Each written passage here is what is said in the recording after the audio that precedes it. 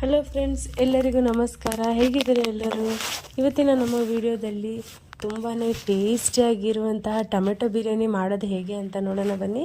ಇದಕ್ಕೆ ನಾನು 1 ಗ್ಲಾಸ್ ಅಕ್ಕಿ ತೊಗೊಂಡಿದ್ದೀನಿ. ಅಂದರೆ ಸುಮಾರು 1/4 kg ಅಕ್ಕಿನ ನೆನೆಸಿಕೊಂಡಿದ್ದೀನಿ.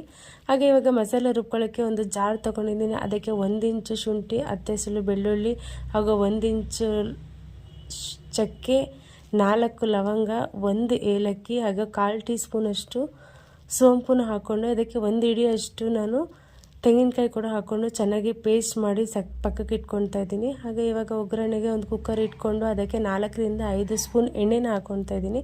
ಎಣ್ಣೆ ಕಾದ ನಂತರ ಇಲ್ಲಿ ಹೋಲ್ ಗರಂ ಮಸಾಲಾನ ಇಲ್ಲಿ ನಾವು ಹಾಕ್ಕೊಳ್ಳೋಣ.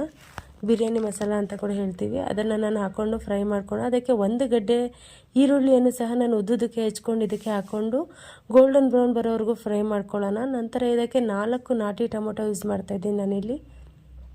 ಅದನ್ನು ಸಹ ಉದ್ದುದಕ್ಕೆ ಹಚ್ಕೊಂಡು ಇಲ್ಲಿ ಫ್ರೈ ಮಾಡ್ಕೊತಾ ಇದ್ದೀನಿ. ನಂತರ ಇದಕ್ಕೆ 1 ಸ್ಪೂನ್ ಅಷ್ಟು ನಾನು ಅರಿಶಿನ ಪುಡಿ ಹಾಗೂ ರುಚಿಗೆ ತಕ್ಕಷ್ಟು ಉಪ್ಪು ಹಾಗೂ 1.5 ಸ್ಪೂನ್ ಅಚ್ಕಾರದ ಪುಡಿ ಹಾಕ್ಕೊಂಡು ಚೆನ್ನಾಗಿ ಫ್ರೈ ಮಾಡ್ಕೊತಾ ಇದ್ದೀನಿ.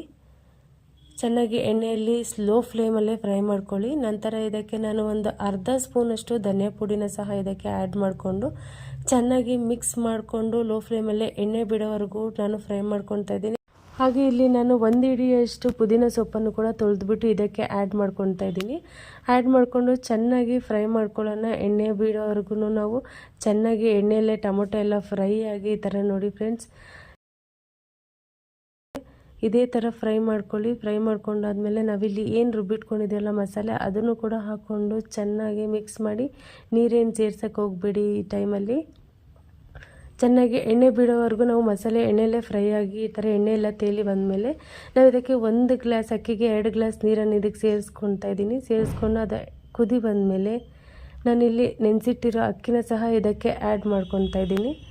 ಆ್ಯಡ್ ಮಾಡಿಕೊಂಡು 1 ಕುದಿ ಬಂದಮೇಲೆ ಕುಕ್ಕರ್ ಲಿಡ್ ಕ್ಲೋಸ್ ಮಾಡಿ 2 ವಿಜಿಲ್ ಬರೋವರೆಗೂ ನಾವು ವೆಯ್ಟ್ ಮಾಡೋಣ. ಇದಂತೂ ತುಂಬಾ ಟೇಸ್ಟಿಯಾಗಿರುತ್ತೆ.